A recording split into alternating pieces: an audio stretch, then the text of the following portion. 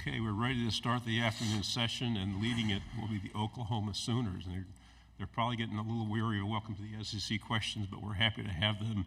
Billy Bowman is here, and he's ready for your questions. Eric Bailey with the Tulsa World. Billy, it's good to see you again. Yes, sir. It's good to see you. I want to ask you, of course, going into the Southeastern Conference, we've been told a lot of road games are going to be tough. Can you talk about just that dynamic of playing on the road? I know the last 2 years, road games have been really tough for you guys. Just talk about having that mentality going on the road and playing in these venues in the SEC. Yeah, first off, joining the Southeastern Conference, having different opponents that we can go play at different venues, that's always a great thing to have for, the college athlete, because we don't always get to see those places. So, going to places like Oxford, Mississippi, or Baton Rouge, Louisiana, going out to Auburn for the first road game, those things are going to be fun, from just a standpoint of, just being there. But then again, when we go on the road, it's us against everybody else. Our fans are always going to travel, but still, it's not our home stadium. So we're not going to be 80,000, 90,000 deep with Sooner fans. So, just going in there with an attack mindset and just being road dogs. So, hey, Billy, how's Peyton and Reggie kind of come along in this summer session? What's some of the stuff you guys as safeties are looking for to dial in before training camp opens up here in a couple weeks? Yeah. A lot of the young safeties are stepping up, in their role, whatever that may be. We still got guys like Jaden Hardy, Michael Boganowski, they just came in as freshmen, But, Peyton, he's really grown up. He's maturing, he's stepping into that leader role. He wants to take his game to the next level. And so, we all do a great job of helping each other, get to that level. So, we meet all the time, do extra stuff all the time. So it's just, those guys that we brought in are guys who want to be there. They're bought in and they're committed to it. So like Reggie Powers, you mentioned, he's a guy who he's going to strain every day. And so I really like that out of the young guys. On the aisle here on the left. Chris Williams, CBS Oklahoma. Billy, how do the offensive schemes that you're going to see in the SEC differ from what you guys saw in the Big 12, and how's this defense going to have to adjust to that? Yeah, you see, in the Big 12, you see a lot of more spread offenses and things like that of that nature. In the SEC, it's, mostly known for, the trenches, the run game, stopping the run, and being able to run the ball at will. But just, going, playing whoever you play, it's everybody has their own identity, so you're going to have to change, maybe it's changing what we do defensively against those offenses, but it's going to be fun. Left-hand side, third row. Tyler Shaw, KBTX in College Station. Just how confident are you that this team and you are prepared for the SEC schedule that lies ahead? Yeah, we're very confident, in the preparation we have put in, the work we have put in, it allows us to, be confident. So ever since, the game ended in San Antonio versus Arizona, we've been hitting the road hard, working, grinding, extra, doing everything we can to, obviously come out here and perform better than we did last year.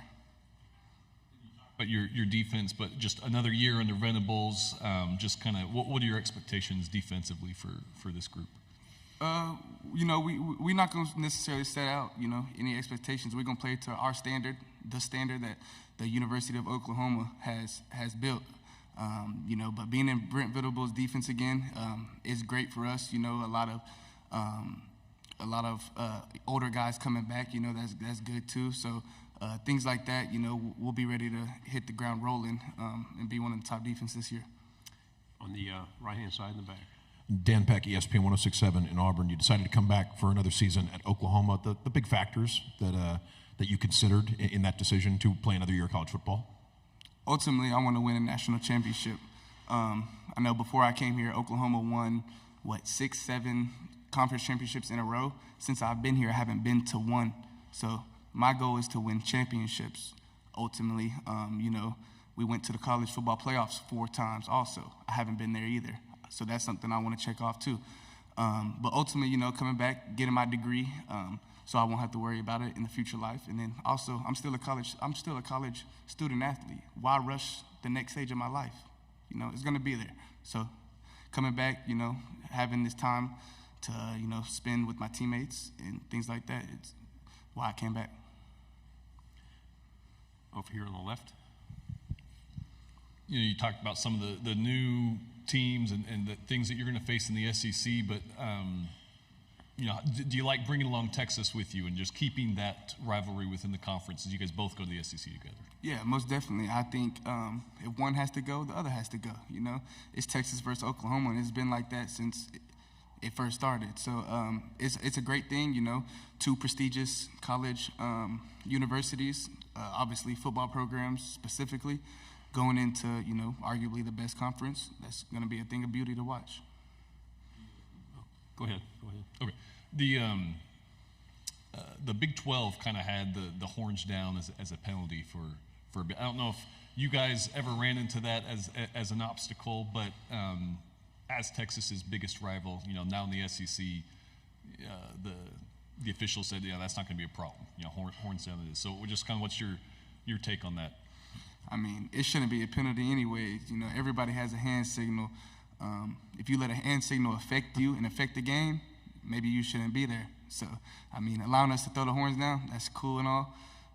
But, if it can't be a part of the game, then, it's pretty soft. On the aisle in the back. Go ahead. Billy, obviously this, OU defense made a jump, a year or two under Brent Venables. So just how much confidence does that unit have now heading into this year, especially when, you got a defensive mind like Venables as your head coach? Yeah, it brings a lot of confidence, especially bringing back experienced guys all over the defense, from the D-line to the linebacker core to the defensive backs. I feel like going into this year 3 will be another big jump, and we are in control of our own destiny. So I feel like we've been doing a great job at continuing to keep the foot on the pedal, and we know we're not nowhere close to where we need to be. Front row again. Billy, I know you've been asked this question a lot, but team leadership is so important. You, Danny, Ethan Downs on that defense, how much have you embraced that over this offseason, this summer, going into fall camp? You can talk about it all you want, but how important has you embraced this over the summer? Yeah, I embrace it, full speed head on, because I'm a guy, any room I step into, I'm going to work hard. I'm going to try and be that top guy, that top dog. So being able to, be a leader on this team, it means a lot. And I truly work to be here where I am. A lot of people don't see that. They just see the results. But there's work put behind it. So it's great to be a leader of this team, and it's great to be able to create more leaders. That's what makes a leader great. You can create more leaders. So I just want to leave Oklahoma better than, I entered it, and I entered it in a pretty good situation. So I want to leave it better than I found it. 3 final questions. We'll go here, and there. Okay. Billy, we talked to you a lot about Coach Alley in the spring. Now that you're kind of a little bit away from it, what has he brought for you guys? And does it still feel like new at all to have new voice in there, things like that? Yeah, actually, bringing Coach Alley, it was great for us. Bringing in a young mastermind who similarly thinks alike to our head coach, or Brent Venables. He brings in, more of a freestyle type of play. He's, sort of the same schemes as Venables, so those guys are on the same page, and just being able to hone in on the details, I think by bringing him in, it allows us to focus on every little detail. On the aisle here. Billy, last season you got 3 interceptions for a touchdown. And when you saw Jackson Dart throw that pass at the Madden Academy, you immediately tweeted out pick 6. How excited are you about seeing Jackson Dart in Ole Miss this coming season? Hey, I'm excited about seeing everybody in the SEC, but Ole Miss will definitely be, a game on the schedule. It's a road game. We go down there, and we're going to do all we do to keep them points off the board. Final question. Here we go. Billy, for a long time, the Big 12 was known as a conference that provided innovative offense. The defenses weren't noted as often as a lot of the offenses were. Are you excited about coming from the Big 12 to the SEC and showing that despite being a Big 12 team, you're capable of playing very physical, high-quality defense? Oh, yeah, I'm very excited of joining the SEC, being more known as a defensive league rather than the Big 12. Our coach, Brent Venables, he coached at Clemson in the ACC for a while. So, he went to multiple national championships, beating multiple SEC offenses. So, it's very capable, and I'm very excited for it. Great job, Billy. Thank you very much. Thank y'all.